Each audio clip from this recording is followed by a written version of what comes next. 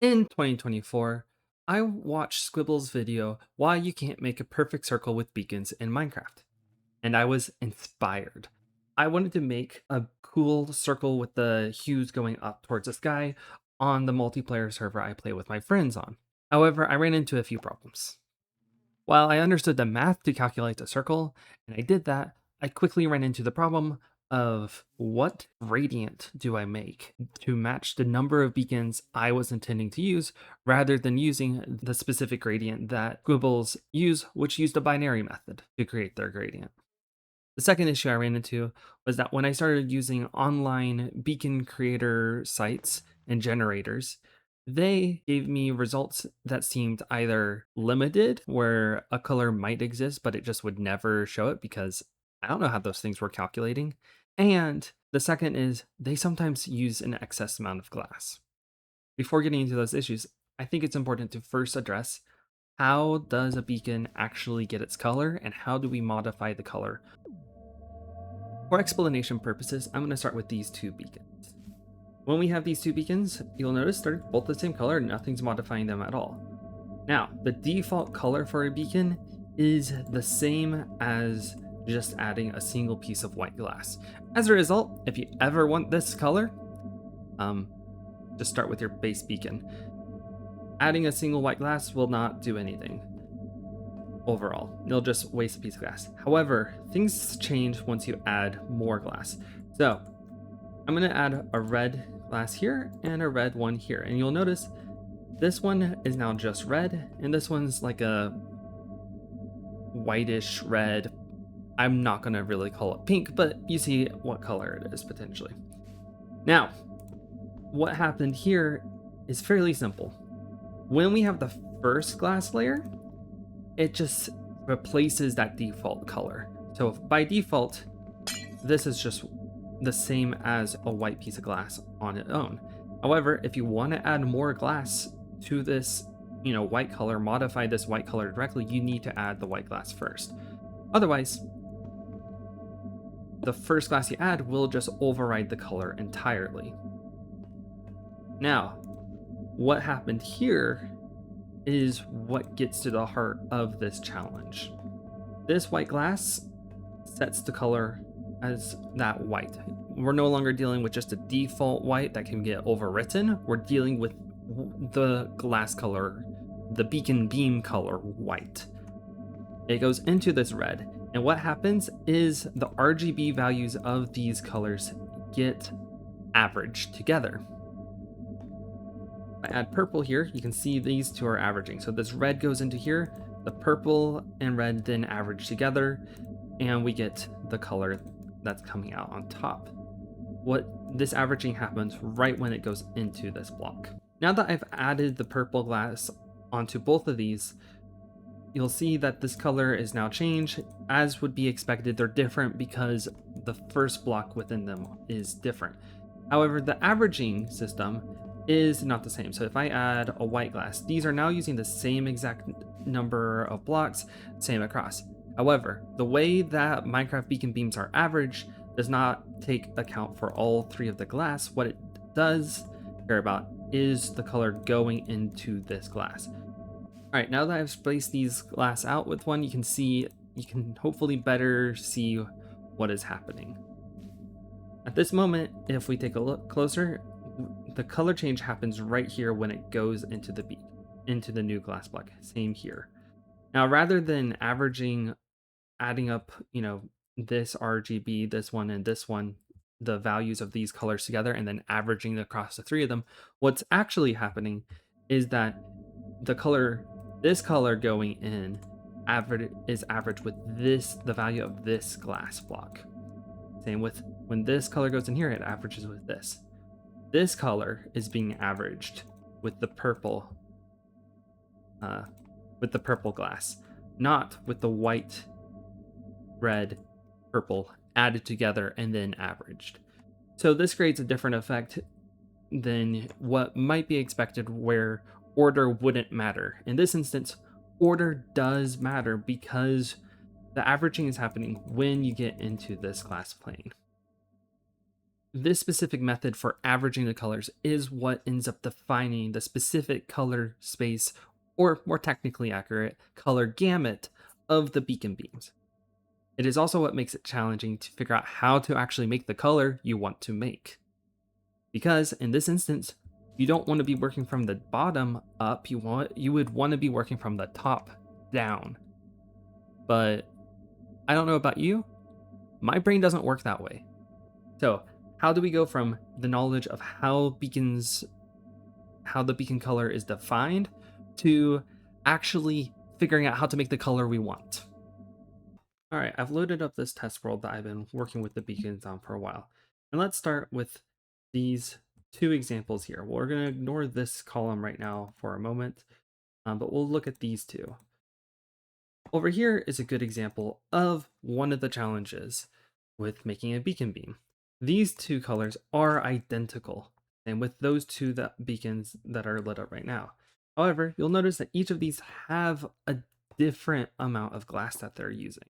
In this instance, we have orange, gray glass, I think this is lime, and then cyan, whereas this one's got lime at the start, cyan, blue, and magenta. This creates a situation where like these two colors are identical, but they're made differently. Depending on where you went to make this color, you might get different solutions to the problem. And this is because the way that you make these colors can be different. However, the reason that I started this project instead of taking the average beacon generator creator at face value starts here.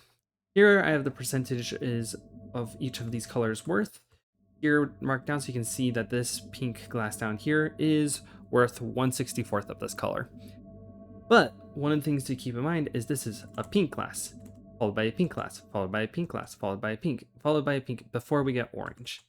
And this is because pink averaged with pink is pink. It doesn't change.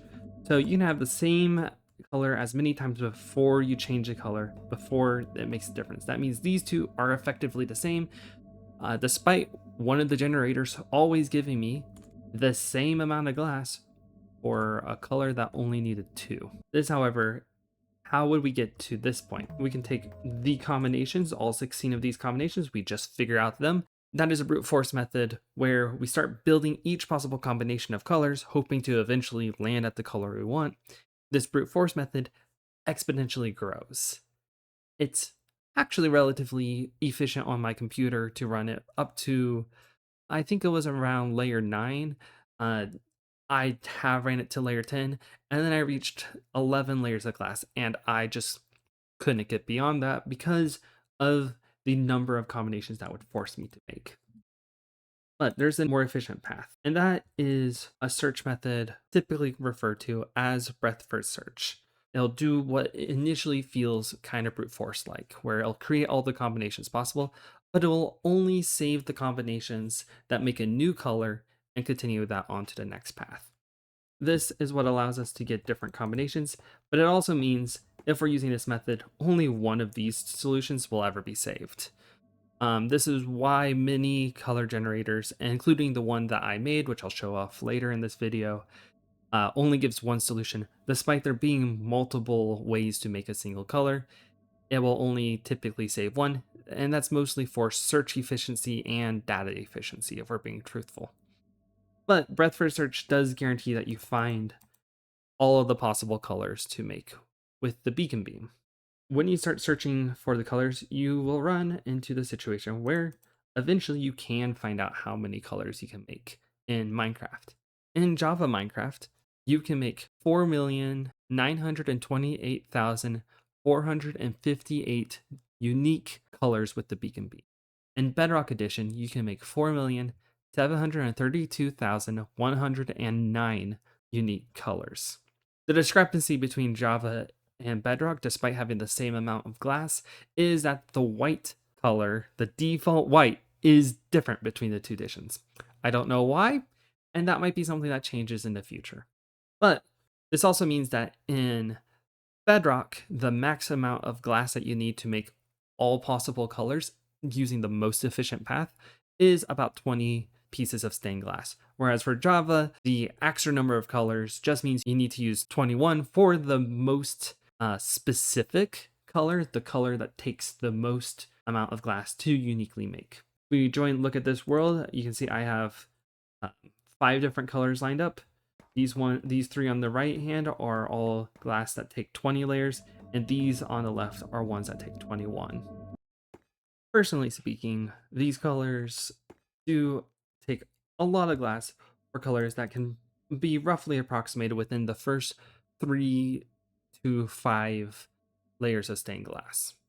In fact, this is what inspired me to only use 3 glass for my Pride beacon on the server I play with my friends, because 3 colors was roughly enough to get the appropriate transition for each of the flags of the rainbow.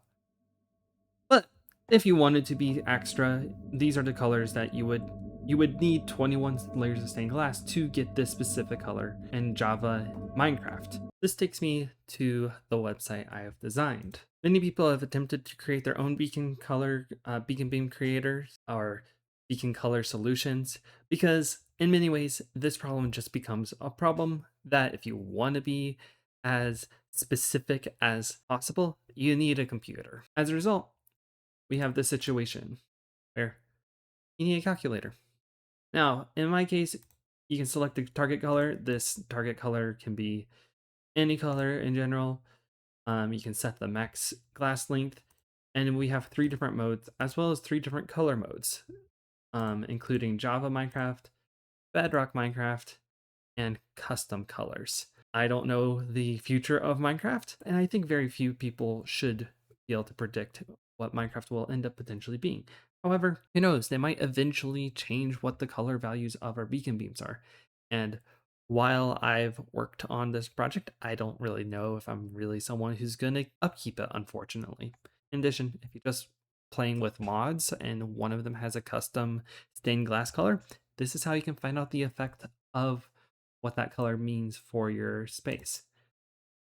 However, if we just hit find combination, we'll see that it starts calculating different combinations until it locates the color. Now, as you notice, it cycles through a whole bunch of colors, and this is one of the things that I have felt is missing, at least in terms of the clarity of other beacon color solutions, because oftentimes they seem to limit arbitrarily based off of a max color. You'll see this max color can go all the way up to 64 blocks. If you want to build a beacon that's taller than 64 blocks and you find a color that needs that efficiency, good on you. I'm sorry that this calculator is just limited to that degree. However, I don't know of any combination that will ever require that much glass. But getting back to the situation of finding a specific color in Minecraft, the challenge becomes when the color doesn't exist, what do you do? If it's just not possible, how do you find a solution? Now, scanning through all the combinations is a requirement if we want to make sure we are official. But if all possible colors are located and you're a calculator, you're expected to provide a closest match. If you go to different websites, you'll notice they have these little delta values. This is just a method to say that typically using what's called CLAB, it's a color space that's supposed to closely represent the human vision. As a result, we kind of use these values to display how visually different are these colors. Now, we can provide different methods to get a closest match. In my situation, I have elected for 2 different possibilities. CLAB, which is the lab space that this difference is calculated through. This is the color space that's supposed to represent your human vision. And then the RGB color space, which is the color space the beacons are actually existing within. These combinations can give fundamentally different combination requirements. As a result, if you feel like one color is a better match to what you're actually wanting versus the other, you get to have the choice in what beacon you want to make. Or if you're just like, these glass have way too much, or these combinations use too much glass, well, you get to have the choice to pick what combination you want. Similarly, that's why the max glass can be limited, so that if you want 3 glass, you can hit that here. And it'll just give a warning saying that it reached a maximum and more colors might be possible with more glass because it only scanned so many combinations. In this instance, for this color, which we already stated does not exist, they only found that the closest is just a single layer of glass. Now, this takes us to this other mode, color to color. This is a situation where, say, you're building a beacon beam for Pride Month. You want to do a rainbow, you want to go up in the sky, and you want to go from one color to the next color. How do you do that? This means you have to find a path from one color to the next. This path may also not be possible, but as long as you insert a starting color and insert a target color, you hit find combination, and it'll try to get its closest to that color through these combinations. This is a tool that I don't think I've seen anywhere, but I'm sure someone maybe has done this before. But it seems valuable, seems important that you are able to get from one color to the next.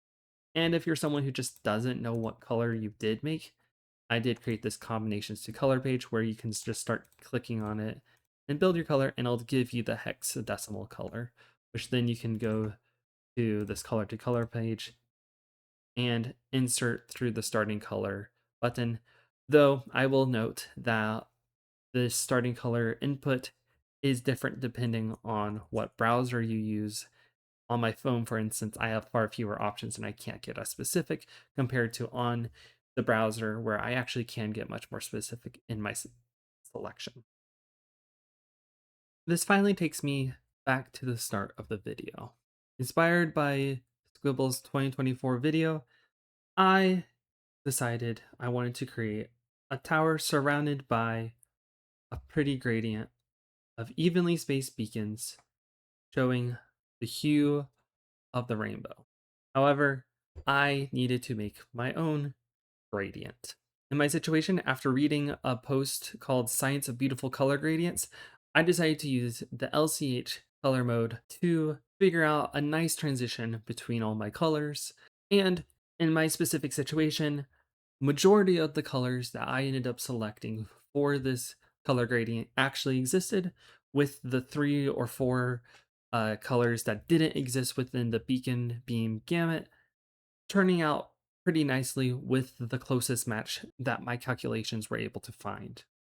Thank you for watching, and I hope you get to have some good times making some fun colors and maybe some few gradients with your newfound knowledge.